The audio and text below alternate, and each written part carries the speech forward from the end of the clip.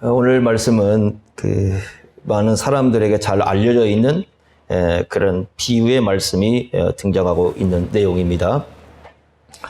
이름을 알 수 없는 한 사람이 등장을 해서 예수님께 요청을 하고 있습니다. 13절 보시면 예수님을 선생님이라고 부르면서 내 형을 명하여 유산을 나와 나누게 하소서, 이렇게 이제 요청을 합니다. 지금 유산이라는 건 이제 아버지께서 물려주신 재산이겠죠. 그 재산 문제를 해결해 달라고 지금 예수님께 부탁을 하고 있습니다.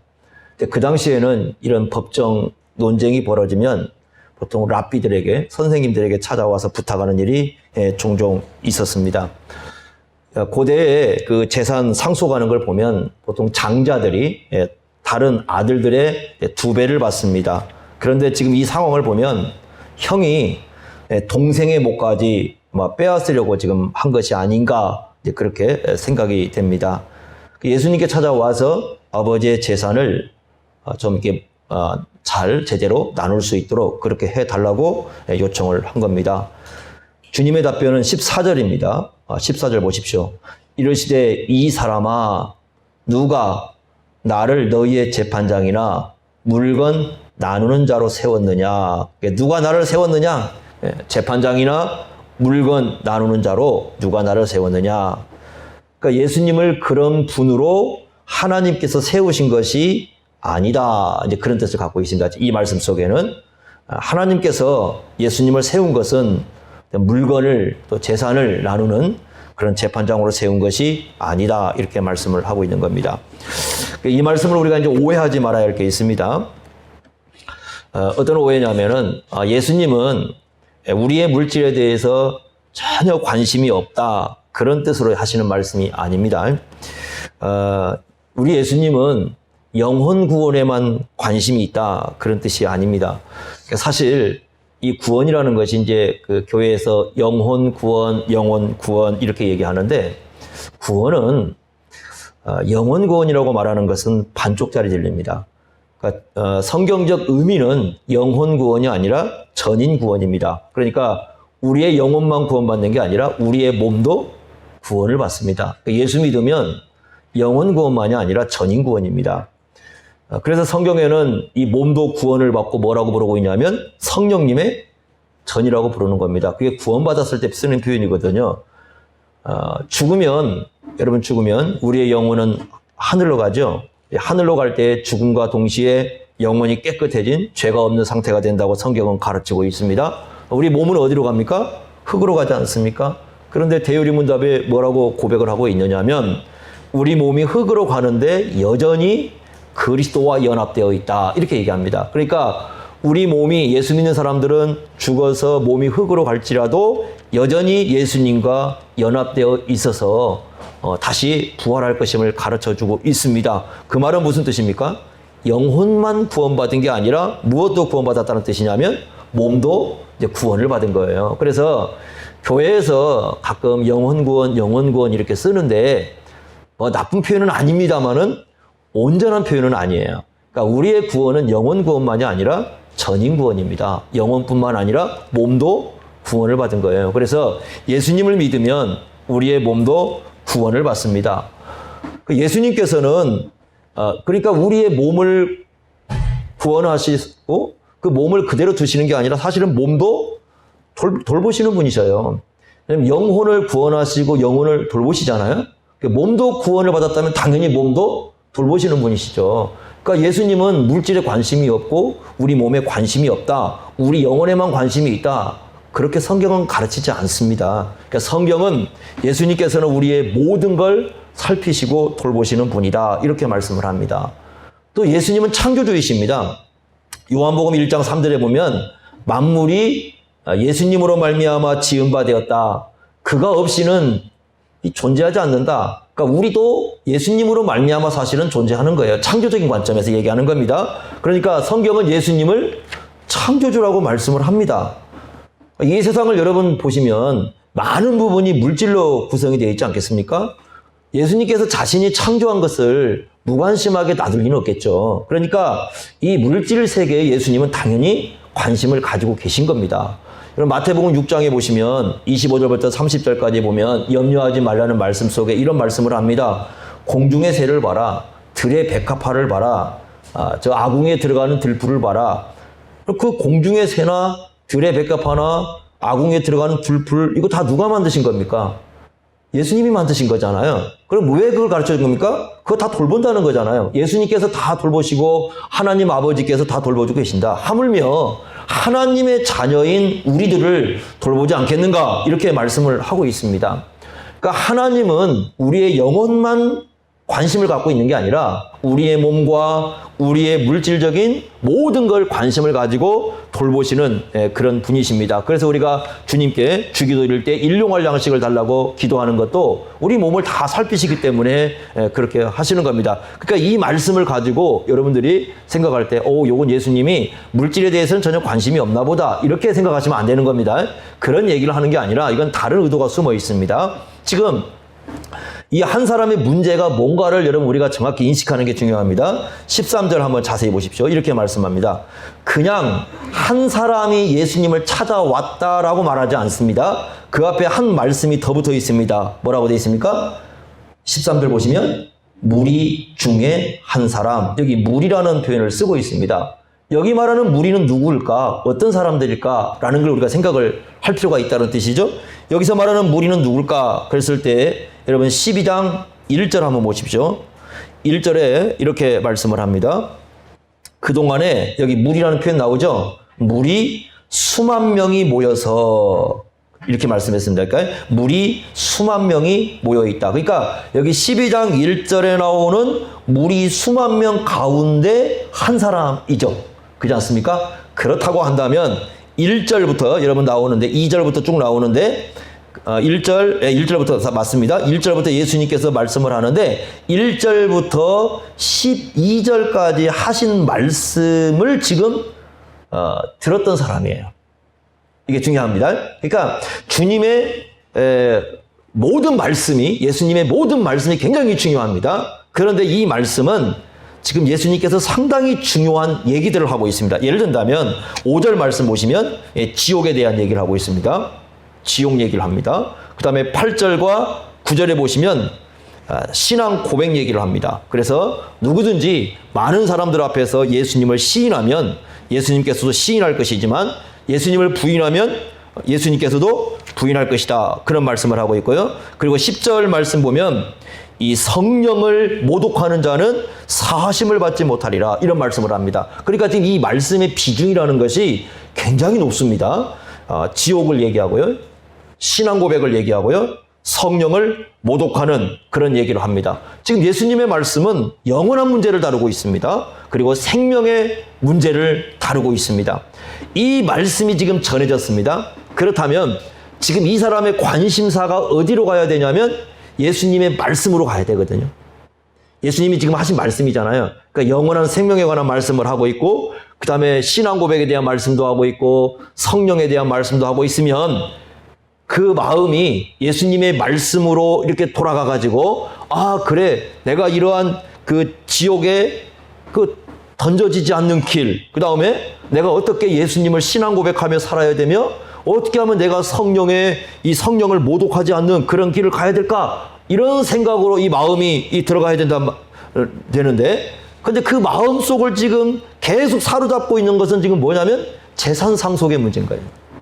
요게 문제가 있는 겁니다. 그러니까 예수님의 말씀은 그 마음에 자리가 잡지 않아요. 그 마음에 들어가질 않아요. 들어가지 않고 중요하게 지금 자리 잡고 있는 것은 뭐냐면 재산 상속의 문제예요. 그러니까 이 사람은 말씀을 들으면서 계속 이 생각을 했을 겁니다. 예수님 말씀 빨리 끝나기만 해라. 기다리는 거죠. 말씀만 끝나라. 끝나면 내가 뭐에 대한 그 요청을 해야 되겠다? 자기 재산 상속의 문제에 대해서 예수님께 요청을 해야 되겠다. 그 마음만 계속 지금 지배하고 있는 거예요. 마음속에. 그러니까 예수님이 말씀을 전하고 있는데 예수님의 말씀은 그 마음속에 전혀 들어가지 않고 이 사람의 온통 관심사는 어디에 들어가 있냐면 재산 상속 문제에 지금 마음이 쏠려 있습니다. 그러니까 이 사람 마음속에 예수님의 말씀이 들어갈 수가 없는 거죠. 그래서 이 사람의 마음을 예수님께서 다 들여다보시고 이런 말씀을 하는 겁니다. 너의 관심사가 잘못됐다 지금. 네? 지금 너의 문제는 뭐냐면 지금 네 마음속이 문제야. 네 마음속에 그 생각하고 있는 거, 예수님이 지금 말씀을 하고 있다면 그 말씀에 관심을 가지고 예수님의 말씀을 따라서 내가 어떻게 해야 될 것인가, 그걸 생각해야 되는데, 예수님이 말씀을 전하는 그 중에도 그의 마음을 지배하고 있었던 건 뭐예요? 재산 상속의 문제야. 그리고 와서 이제 딱 끝나자마자 뭐라고 해요? 바로 예수님께 재산 나눠달라는, 그것 좀 해결해달라고. 예수님을 찾는 이유가 잘못되었다는 겁니다. 그 마음속에 여러분, 주님의 말씀이 자리 잡을 수가 없겠죠. 여러분, 이런 경우가 있어요. 좀 좋은 예가 될지는 모르겠지만, 이 전도사님들이 많이 이제 그런 얘기들을 합니다. 사역을 나가서 와가지고 이제 좀 통탄하는 얘기를 하는데, 우리 교회는 이제 그거 없어요. 이렇게 이제 그거 쓰는 게 아니죠, 사실은. 그 쓰는 것 자체가 잘못된 거죠. 헌금에다가, 이게 주부에다가 헌금 낸 사람 다 쓰고 막 이거 하잖아요. 쭉 씁니다. 그거 자체를 하면 안 되는 겁니다, 원래. 그런데 거기 보니까 둘 중에 하나가 있을 수 있어요. 하나는 이름이 틀리거나, 또 하나는 이름이 빠졌거나. 그럼 이 사람은 어떻게 됩니까? 주보를 처음에 와서 볼 때 이제 그걸 본단 말이에요. 근데 자기 이름자가 틀렸다고 생각해 보세요. 그럼 이 사람은 어떻게 되느냐? 이제 예배 시작 전부터 예배 끝날 때까지 온통 마음을 뭐가 지배하고 있어요? 자기 그 이름 틀린 것이 지배를 하고 있어요. 그래서 어떻게 하느냐? 예배만 맞춰봐라. 내가 이걸 만드는 전도사님 찾아가서 내가 이거 따지고 말아야지. 그러면 그 사람은 1시간 내내 말씀은 들어오지 않아요. 그리고 뭐만 지금 기다리고 있어요? 끝나기만 해봐. 내 이름 틀린 거 내가 반드시 따지고 넘어갈 거야. 그래서 전도사님들이 그 얘기를 해요. 와서 이제 얘기를 합니다. 그냥 주보를 이렇게 하다 보면 틀릴 수도 있는데, 어떻게 이렇게 목회자들은 이게 찾아도 틀린 게 안 나오거든요. 그런데 성도들은 어떻게 그 있는 걸 다 잡아내는지 모르겠어요. 정말 틀린 걸 잘 찾아냅니다. 지난주도 하나 틀렸거든요, 우리. 그죠? 7월달을 8월달로 써놔가지고 저도 몰랐습니다. 나중에 광고도 그렇게 한 것 같은데 나중에 얘기해가지고 알았어요, 저도. 월이 헷갈려서 써도 썼는데 잘 몰라가지고. 근데 문제는 뭐냐면, 아니, 틀린 거 잡아낼 수는 있어요. 그렇지만 이건 그냥 그럴 수 있다. 그리고 나중에 가서 얘기하면 되는 건데, 문제는 뭐냐면 예배 시간 내내 그것 때문에 삐져 있는 거예요, 마음이. 삐져가지고 이 마음이 그거 해결할 때까지는 끝이 안 보는 거예요. 다음에 또 한번 틀리기만 해봐라. 막 이렇게 해가지고 마음에 온통 그걸로 지배하고 있어요. 여러분, 그러면 그 사람 마음속에 설교 말씀이 선포될 때 그 마음속에 들어가겠어요? 안 들어가겠어요? 전혀 들어가지 않습니다. 그 시간에 용서하라는 말씀을 들어도 용서가 안 되는 거예요. 다른 건 다 용서되는데 뭐는 용서 안 돼요? 내 이름 틀린 건 용서가 안 되는 거예요. 네? 이런 경우들이 얼마나 많은지 몰라요. 그러니까 이 사람 지금 마음도 뭐 우리와 똑같은 상황은 아니지만 그 마음 속에 뭐가 있어요, 지금? 온통 그냥 재산 나누는 그 마음만 지금 지배하고 있는 거예요. 그래서 예수님께서 하신 말씀이 뭐냐면, 야, 너 뭐 때문에 나한테 왔느냐 묻는 거죠. 네가 지금 나를 찾은 목적이 뭐냐? 지금 네가 가진 그 재산 나눠달라고 나를 찾았느냐? 예수님을 찾아온 목적 자체가 잘못됐다는 거예요. 그리고 너의 관심사, 네가 지금 마음속에 가지고 있는 그 관심사와 너의 생각 그 자체가 지금 잘못됐다. 예수님께 지금 구하는 너의 마음 자체를 돌아보라는 겁니다. 돌아보라는 거예요. 지금 네가 왜 나를 찾아왔느냐? 잘못된 마음을 가지고 너 그렇게 찾아온 거 잘못됐다. 이렇게 예수님께서 가르쳐주고 있습니다. 우리가 여기서 이제 두 가지를 생각해. 첫째는 뭐냐면, 예수님을 찾아온 사람들이 왜 예수님을 찾아왔을까 하는 그런 내용들입니다. 여러분, 성경에 보면은 예수님을 찾아온 사람들이 정말 다양합니다. 다양한 사람들이 있습니다. 자, 몇 군데를 우리가 한번 나눠보겠습니다. 첫째는 이제 어떤 사람들이 있냐면, 처음부터 아예 부정적인 생각을 갖고 찾아온 사람들이 있어요. 그래서 의도적으로 예수님을 시험해가지고 예수님을 좀 깎아내리려고 하는, 그야말로 의도적으로 예수님을 찾아와서 예수님을 공격하려고 하는 그런 마음을 품고 온 사람들이 아예 처음부터 있습니다. 예를 하나 든다면, 우리가 전에 한번 봤던 마가복음 3장 1절에 보면 그 한쪽 손 마른 사람 있지 않았습니까? 그 사람이 그 회당에 들어와 있으니까 거기에 이제 바리새인들이 있었어요. 근데 바리새인들이 처음부터 거기 뭐라고 돼 있어요? 예수님을 고발하려고 마음을 갖고 왔다는 거예요. 고발하려는 마음을 갖고 예수님이 고치는가 안 고치는가 보자 하고 이렇게 들어와 있는 사람들이 있어요. 그러니까 처음부터 이 사람들은 어때요? 예수님에 대한 반대 생각을 갖고 들어온 거예요. 마태복음 22장 15절을 보면 이런 말씀이 나옵니다. 예수님을 말의 올무에 걸리게 하려고 하는 사람들이 있어요. 바리새인들이 예수님을 찾아왔습니다. 그런데 어떻게 찾아왔느냐? 이미 질문도 만들어 왔어요. 그러니까 요 질문을 하면 예수님은 분명히 이 올무에 걸릴 거야. 이 올무에 걸리면 예수님은 분명히 문제가 될 수 있어 라고 생각을 하고 이미 질문 자체를 만들어 와요. 그 질문이 뭐였습니까? 가이사에게 세금을 바치는 것이 옳습니까? 옳지 않습니까? 여러분, 가이사는 로마 황제지 않습니까? 그러면 유대의 나라가 지금 식민지 백성입니다. 식민지 백성인데 그 사람들, 이게 지금 사람들이 둘러서 있습니다. 아마 로마 군인들이 있다고 로마 군인도 있고 유대 사람들도 이렇게 서 있다고 생각해 보세요. 만약에 예수님이 가이사에게 세금을 바치는 게 옳다라고 얘기하면 누가 지독히 싫어할 것 같아요? 유대인들이죠. 아니, 지금 우리를 갖다가 지배하는 저 식민지 백성에게 세금을 내라고 그래? 너무너무 싫어. 더군다나 그 세금을 낼 때 이 동전에 보면 로마 황제상이 있거든요. 이 싫어하는 거죠. 그런데 만약에 그런다고 해서 그 가이사 황제에게 세금 바치는 게 옳지 않아 라고 얘기하면 누구에게 문제가 돼? 로마 법에 문제가 되는 거죠. 그러니까 이래도 걸리고 이래도 걸리고. 그러니까 이 사람들이 머리를 그렇게 쓰고 온 거죠. 예수님이 어떤 대답을 하든지 예수님이 말의 올무에 걸리게 딱 준비를 하고 온 거예요. 처음부터 그렇게 준비하고 온 거예요. 네? 처음부터 그렇게 준비하고 온 거예요. 여러분, 이게 있습니다. 우리가 질문을 들을 때 진짜 궁금해서 질문하는 사람인지 아니면 자기를 드러내기 위해서 질문하는 사람인지 아니면 상대방을 골탕을 먹이려고 질문한 건지 다 알아요. 몰라서가 아니고 다 알아듣습니다. 학교에서도 이렇게 질문하거든요. 한 번씩 학생들이. 그럼 왜 질문하는지 앞에서 모르고 있는 게 아니에요. 다 압니다. 질문하면 그 의도를 좀 파악을 해요. 그러니까 못돼 먹은 마음을 가진 사람이 있어요. 그래, 내가 정말 저분이 답을 할 수 없는 내가 질문을 만들어가지고 한번 해보자. 궁금한 게 아니에요. 자기 딴에는 자기 답을 갖고 있어요. 자기 답을 갖고 있는데 상대방을 골탕을 먹이기 위해서 이미 질문을 준비해온 사람들이 있거든요. 질문하면 다 압니다. 몰라서 가만히 있는 게 아니거든요. 그러니까 그렇게 예수님을 찾아온 사람들이 있었어요. 그러니까 이런 사람들의 마음속에 예수님 말씀이 들어갈 수 있겠어요? 전혀 들어가지 않겠죠. 두 번째는 어떤 사람이냐?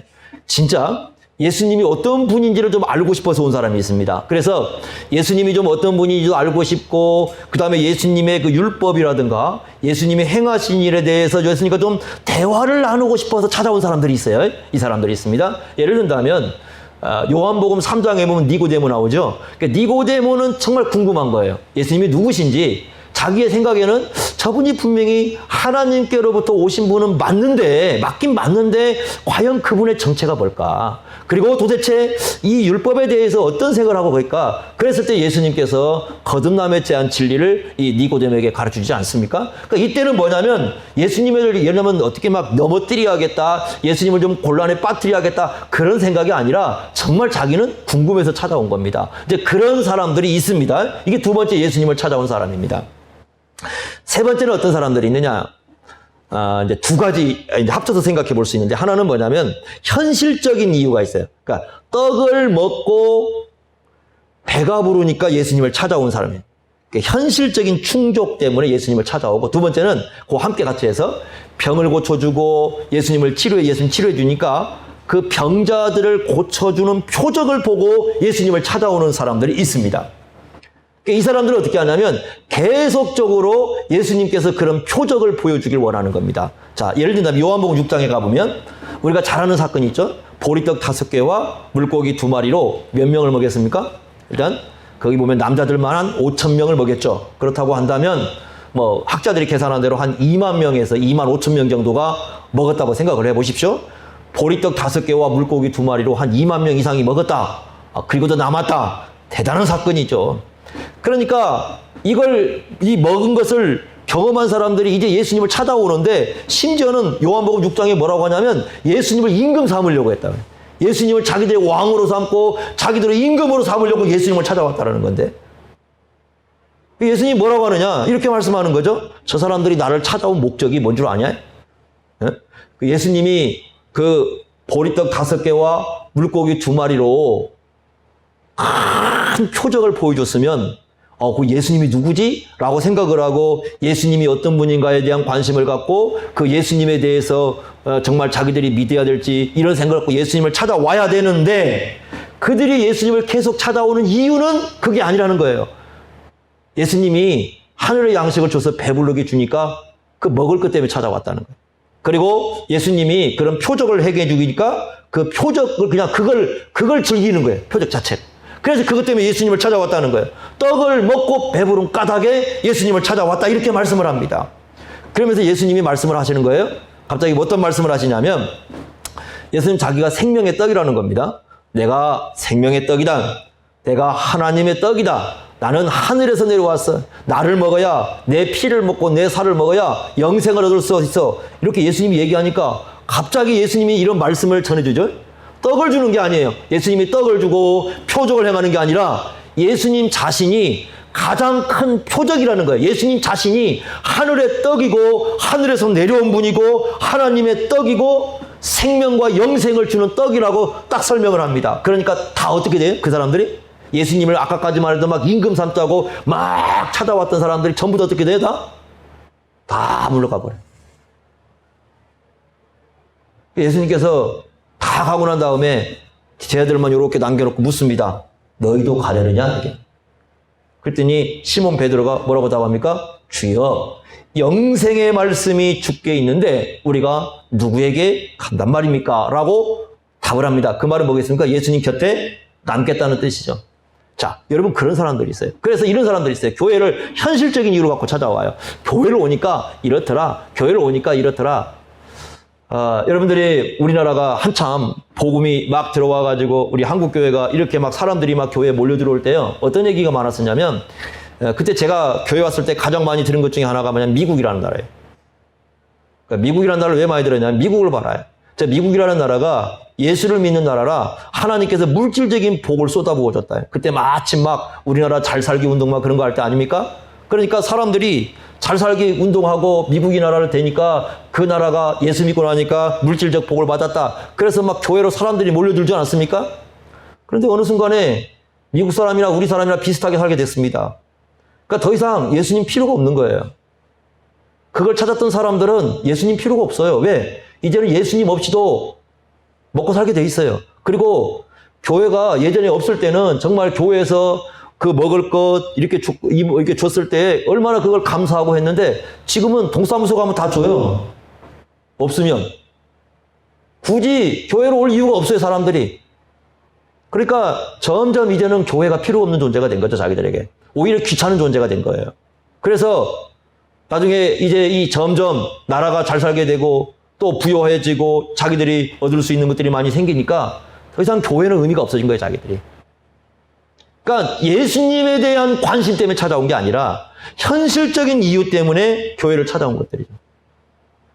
이게 문제가 된 거예요. 이런 사람들이 굉장히 많습니다. 그러다 보니까 현실적인 것을 충족시켜주지 않으면 내가 뭐하러 예수를 믿어? 이렇게 생각을 하는 거예요. 네? 그런 사람들이 굉장히 많습니다. 자, 이게 예수님을 찾아왔던 대부분 사람들이 예수님을 그렇게 찾아왔어요. 예수님 당시에도.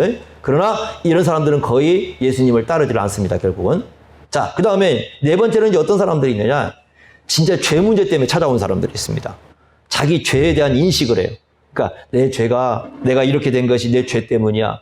그래서 이 평생 이 죄 때문에 고민을 하다가 예수님을 내가 만나서 이 죄 문제를 내가 해결하겠다라고 찾아온 사람이 있습니다. 여러분 마가복음 2장에 보면 한 중풍병자가 있어요. 우리 잘 아듯이 네 사람이 이 중풍병자를 이렇게 데려와가지고요. 이 지붕을 뜯어가지고 구멍을 내서 이렇게 내리는 사건 있잖아요. 그때 예수님이 처음에 딱 선포된 말씀이 뭐예요? 네 죄사함을 받았느니라. 자, 이 사람은 왜 찾아온 거예요? 예수님 찾아올 때? 자기 죄 문제 해결하려고 찾아온 거거든요. 그러니까 그 사람에게 예수님 하신 말씀이 내 죄사함을 받았느니라 이렇게 말씀을 하거든요. 그러면서 이 사람의 그 중풍병을 함께 고쳐주셔요. 고쳐주시기는. 이 사람의 중심적인 뭐냐면 죄사함의 선포입니다. 그러니까 예수님께서부터 죄 문제를 해결받으려고 예수님께 찾아온 사람이 있습니다. 자, 좀 더 이제 이 가운데 이제 어떤 사람이 있냐. 아주 드뭅니다. 드문데 어떤 사람이 있느냐면 구약에서 예언된 메시아에 대한 관심을 가지고 예수님을 찾아온 사람들이 있었어요. 네? 구약에서 구원자가 오신다고 했는데, 메시아가 온다고 했는데, 지금 말하면 그리스도죠. 그리스도가 온다고 했는데 예수님이 그분이 아닌가라고 생각하고 예수님을 찾아온 사람이 있었습니다. 여러분 요한복음 1장에 보면 세례 요한이 예수님을 향해서 뭐라고 얘기하냐면, 보라, 세상 죄를 지고 가는 하나님의 어린 양이라고 이렇게 얘기하지 않습니까? 그때 그 세례 요한의 얘기를 듣고 세례 요한의 제자였다가 예수님을 찾아온 사람이 누구냐면 바로 베드로의 형제인 안드레죠. 안드레입니다. 안드레가 예수님을 만나고 와서 베드로를 만나면 베드로를 찾아갑니다. 자기 형제를 전도하러 간 거죠. 베드로를 찾아가서 얘기를 합니다.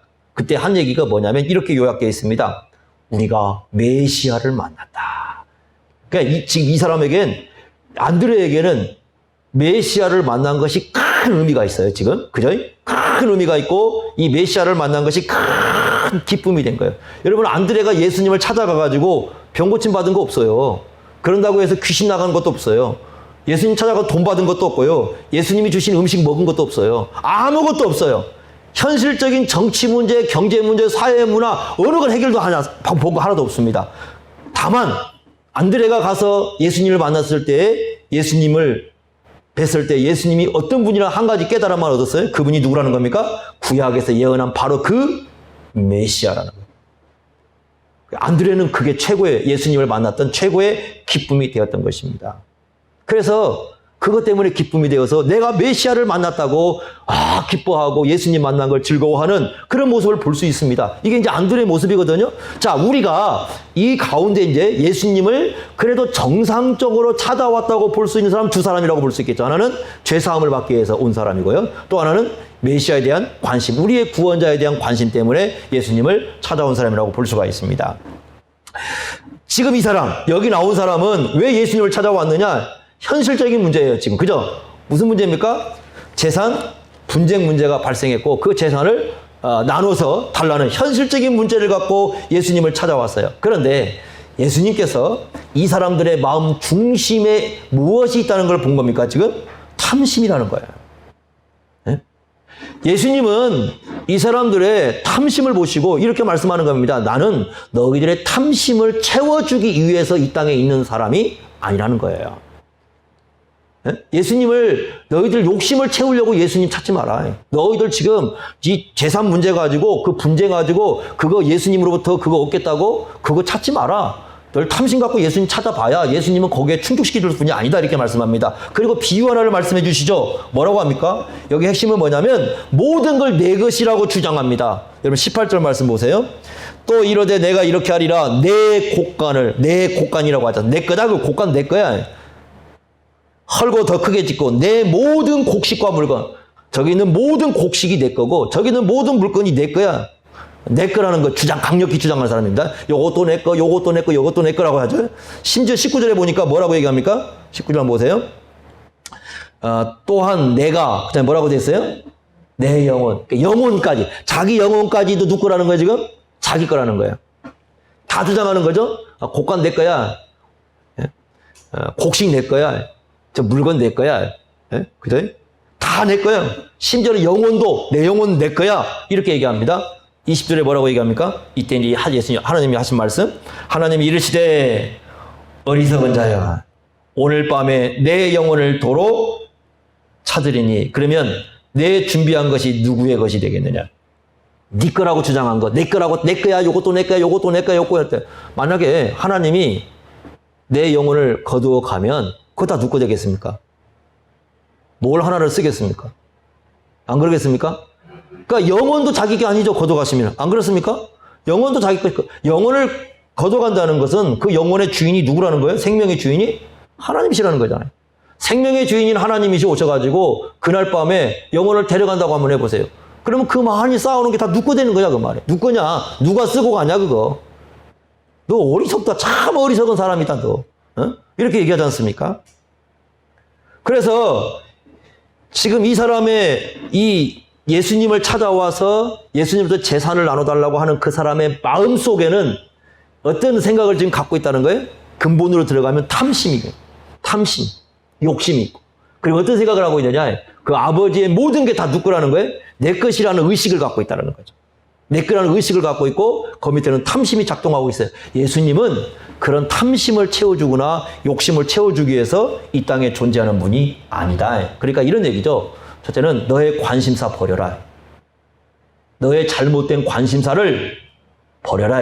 두 번째, 너 예수님 잘못 찾았다. 번지 잘못됐다. 너 예수님 그런 식으로 찾아왔는데 예수님은 그런 분으로서 너희들에게 오신 분이 아니다. 그러니까 이 사람은 지금 예수님을 찾는 목적도 잘못됐고 이 사람 마음속에 가지고 있는 관심사도 잘못되었다는 겁니다. 그래서 예수님께서 잘못된 관심사와 이 잘못 찾아온 그 마음의 상태를 이 비유를 통해서 딱 드러내 주시는 게 바로 이 말씀입니다.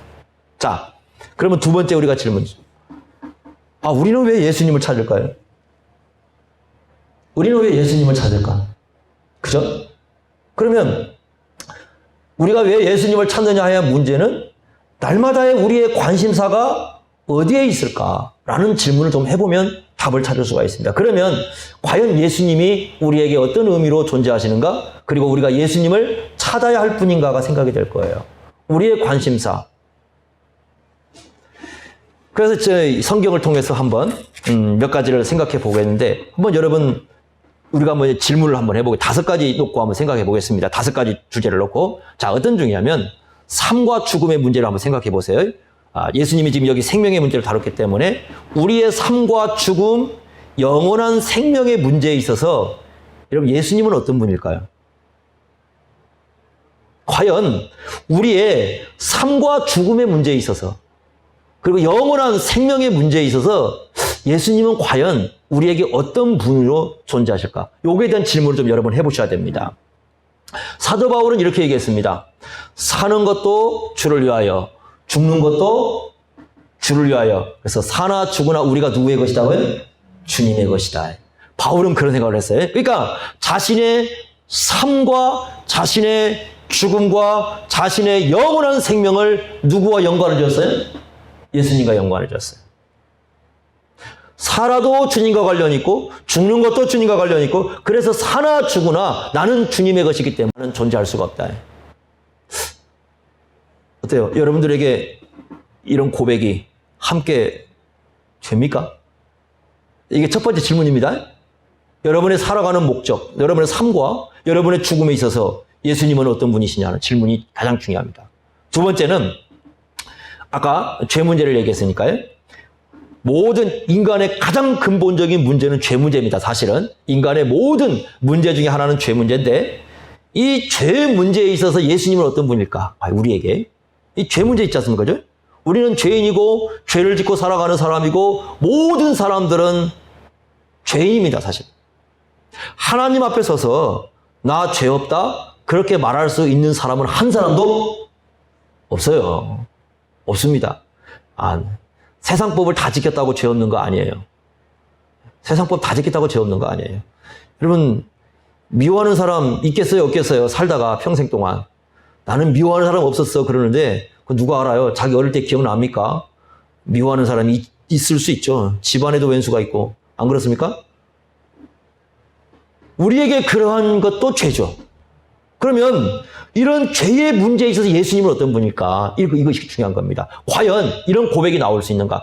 우리의 죄악의 문제를 해결할 수 있는 유일한 분은 누구밖에 없다? 예수님밖에 없다. 그러니까 이 고백이 정말 나와야 되거든요. 그래야 우리가 예수님을 찾는 의미가 있는 거거든요. 근데 만약에 이 죄 문제에 있어서 예수님이 관련이 없다. 그럼 예수님 굳이 찾을 이유가 없는 거죠. 자, 세 번째 질문입니다. 인생을 살아가는 그 목적, 왜 살아가는가? 라는 목적에 있어서 예수님은 어떤 분이신가? 우리에게. 여러분, 동물과 사람의 다른 점이 뭡니까? 동물은요, 사는 목적을 모릅니다. 고민하지도 않습니다. 그러니까 생각하지도 않습니다.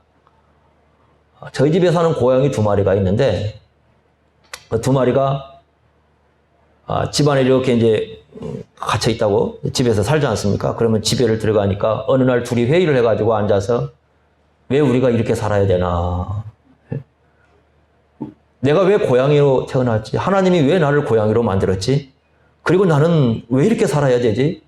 이렇게 살아가는 게 고향의 인생이 맞는 거야. 뭐 그런 회의를 한 적이 없어요.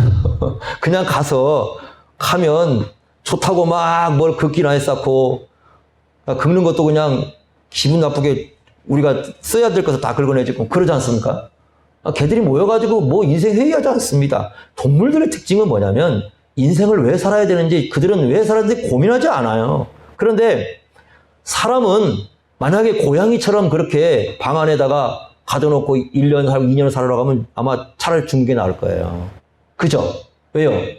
인간이라면 뭘 생각을 해야 돼? 자기가 사는 목적을 생각하는 거예요. 그 생각하는 존재가 다른 거예요. 네? 사람은 왜 살아가는지 고민을 해요. 그러나 동물들은 왜 자기가 살아가야 하는지 고민하지 않습니다. 인간이 인간다움을 포기할 때는 언제냐면 내가 인간으로서 왜 살아야 되는지에 대한 인생에 대한 생각을 잃어버리면 인간다움을 포기하기 시작하는 것 같아요. 그런데 우리 인간에게 있어서 가장 중요한 게 우리가 살아가는 목적이고 왜 살아가는 목적인데, 거기에 대해서 예수님은 어떤 관계가 있을까 과연 내 인생에. 어떤 사람들은 그렇게 생각해요. 예수님이 자꾸 우리를 간섭한다고 생각해요. 이렇게 내 인생을 살아가는 목적이 있는데 그 살아가는 목적에 예수님을 얘기하면 자꾸 예수님 간섭하지 마시라고요. 내가 살아가는 거 내가 살도록 놔두세요. 왜 하나님 내 인생 자꾸 간섭하십니까? 라고 생각하는 사람들이 있어요. 그런데 우리 예수 믿는 사람들은 지금까지는 내가 이렇게 살아왔다 할지라도 예수님께서 우리에게 주신 그 인생의 목적이 뭘까? 이제 다시 생각하는 거죠. 도대체 예수님께서 왜 나를 구원했고 예수님께서 왜 나를 만드셨을까라는 그러한 인생의 고민을 통해서 인생의 새로운 목적을 발견해가는 사람, 그런 사람들이 결국은 누구예요? 예수님과 함께 살아가는 사람들의 모습이죠. 자, 여기에서 우리가 중요한 겁니다. 내 인생을 살아가는데 예수님은 어떤 의미를 가지고 내 인생이 존재하는가? 이게 세 번째 던져야 할 질문이에요. 네 번째 질문은 뭐냐면 우리의 일상의 삶입니다. 우리가 날마다 살아가는 삶, 매일매일 우리는 밥을 먹고 매일매일 우리는 잠을 자고 우리는 매일매일 일을 합니다. 내가 밥을 먹고 내가 잠을 자고 내가 일을 하는 데 있어서 예수님은 어떤 관련이 있을까? 어떤 관련이 있을까? 여러분, 그 종교개혁자 두 사람은 우리가 이제 대표적인 사람은 루터와 그 다음에 이제 칼빈을 둘 얘기할 수 있습니다. 그러니까 루터의 관심사는 어디에 있었냐면 어떻게 하면 우리가 구원을 받을 수 있을까? 여기 이제 그쪽이 항상 이제 치중이 되어 있어요. 그래서 우리가 의롭다함을 받는 길, 그러니까 의롭다함을 받아야 하나님 앞에 설 수가 있는데 어떻게 하면 우리가 의롭다함을 받을 수 있을까? 그랬을 때 예수 그리스도를 믿다. 이게 이제 루터의 핵심입니다. 칼빈은 좀 더 나갔어요. 칼빈은 어떤 고민을 하냐면, 자, 우리가 구원을 받았습니다. 그러면 예수를 믿고 구원을 받은 우리는 어떻게 해야 하나님의 영광을 드러낼 수 있을까요? 매일매일 삶 속에서. 그리고 이 하나님 앞에서 우리가 코람데오라고 하는데 하나님 앞에서 날마다 삶을 살고 있는데 어떻게 살아가는 것이, 하나님 앞에서 어떻게 살아가는 것이 하나님의 영광을 드러낼 것인가, 여기에 이제 고민을 가졌어요. 그런데 둘 다, 그러니까 칼빈이나 루터나 둘 다 공통적으로 중요하게 여긴 게 바로 뭐였느냐면 우리의 일상의 삶이었어요. 날마다의 삶, 둘 다 똑같습니다. 어떻게 이 날마다의 삶을 통해서 우리 예수님과 관련지어서 삶을 살아갈 것인가에 대한 생각을 늘 했습니다. 그래서 루터는 이런 얘기를 합니다. 이제 가정, 결혼 생활에 대한 이 교훈을 주는데 그 결혼 생활에 대한 교훈을 줄 때에 이런 글을 써놨어요. 아버지가, 남편이죠. 옛날에 이제 오래된, 지금 500년 전 얘기 아닙니까? 아버지가 아기의 기저귀를 갈 때에 하나님께서는 웃고 계신다. 네? 여러분, 옛날에는요, 남자들이 어디 감히 애기들 기저귀를 가고 그러겠습니까? 그런데 루터는 그런 글을 썼어요. 아버지가 아기의 기저귀를 갈고 있을 때에 하나님께서는 위에서 그걸 보시고 웃고 계신다는 거예요. 그러니까 루터 얘기는 뭐냐면 아버지로서 아기의 기저귀를 갈 때 그것도 무슨 일이다? 이것도 하나님의 일이다. 막 저 선교사로 가고 이렇게 엄청나게 거창한 일을 그게 하나님의 일이 아니라 기저귀를 가는 것도 하나님의 일이다, 이렇게 얘기합니다. 청교도의 아버지라고 불리는 사람이 윌리엄 퍼킨스라는 분이거든요. 윌리엄 퍼킨스가 이런 얘기합니다. 구두 닦는 거, 우리 구두 닦는 거, 뭐 소홀히 할 수 있잖아요. 내가 집에서 이렇게 구두를 닦는데 그 구두를 닦는 것도 거룩한 일이다. 이렇게 구두를 닦는 게 거룩한 일이다. 거룩한 일이라는 것은 뭡니까? 이게 하나님의 일이라는 거죠. 여러분, 그러면 우리나라 사람들은 하나님의 일을 하면은 막 열심히 뛰어들지 않습니까? 그죠? 그럼 어떻게 해야 돼요?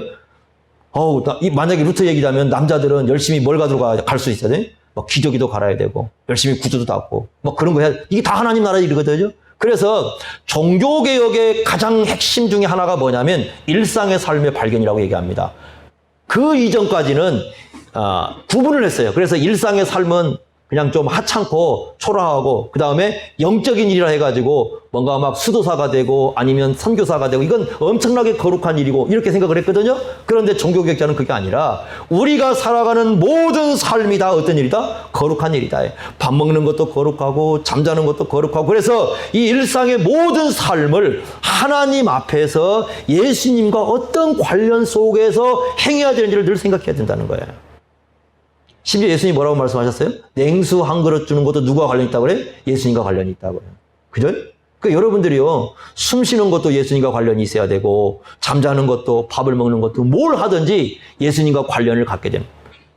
그게 굉장히 중요하거든요. 그래서 매일매일 우리가 살아가는 삶이 예수님과 어떤 관련이 있는가를 우리에게 네 번째로 질문해야 됩니다.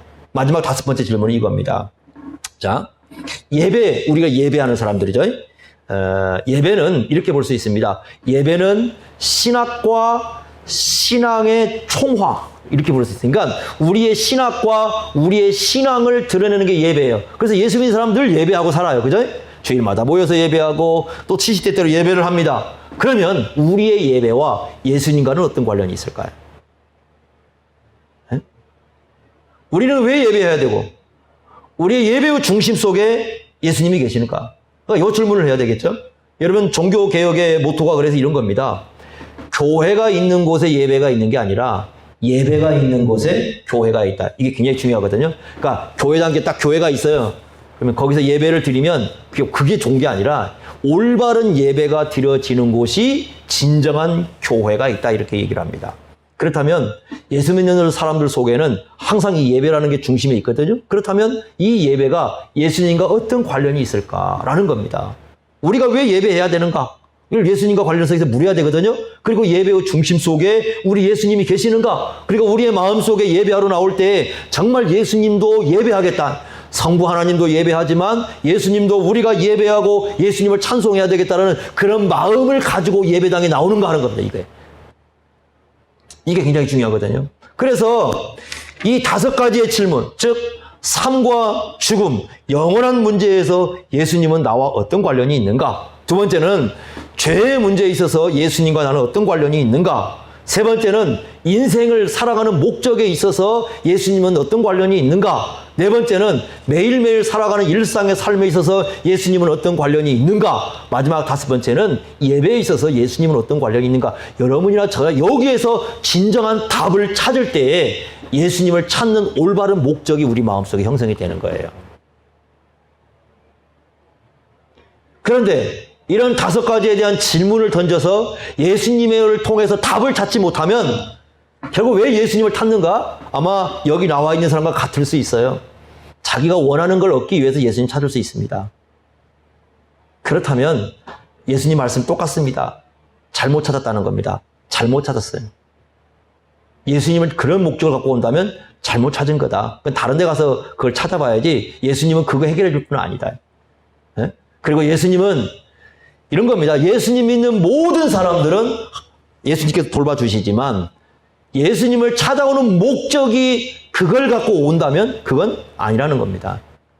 그리고 예수님을 찾아오면서 관심사가 온통 자기 거밖에 없어요. 내 거. 그렇다면 그 관심사 자체를 바꾸지 않는 한은 진정으로 예수님을 따를 수 있다 없다? 없다는 겁니다. 이것을 예수님께서 여기서 가르쳐 주시는 거예요. 그래서 우리가 깊이 좀 생각을 해보셔야 됩니다. 과연 우리는 예수님을 왜 찾고 있는가? 나의 날마다의 관심사는 어디에 있는가? 나의 모든 삶은 예수님과 관련이 있는가? 라는 질문을 우리가 하면서 예수님과의 관련성 속에서 우리가 삶을 살아야 된다는 것입니다.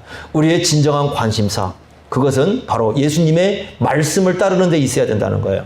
예수님의 말씀을 따라서 거기에 같이 관심을 가지고 예수님의 마음을 생각해서 거기에 같은 마음을 품고 가고 예수님의 생각을 우리가 무엇인가를 깨달아서 그 생각과 함께 갈 때에 진정으로 우리가 예수님을 따르는 삶을 살 수 있다는 것을 예수님께서 말씀해 주십니다. 여러분, 이 말씀을 기억하셔서 정말 예수님과 함께하는 그런 마음과 생각 또 그런 감정을 가지고 이 땅에서 살아갈 수 있기를 바랍니다.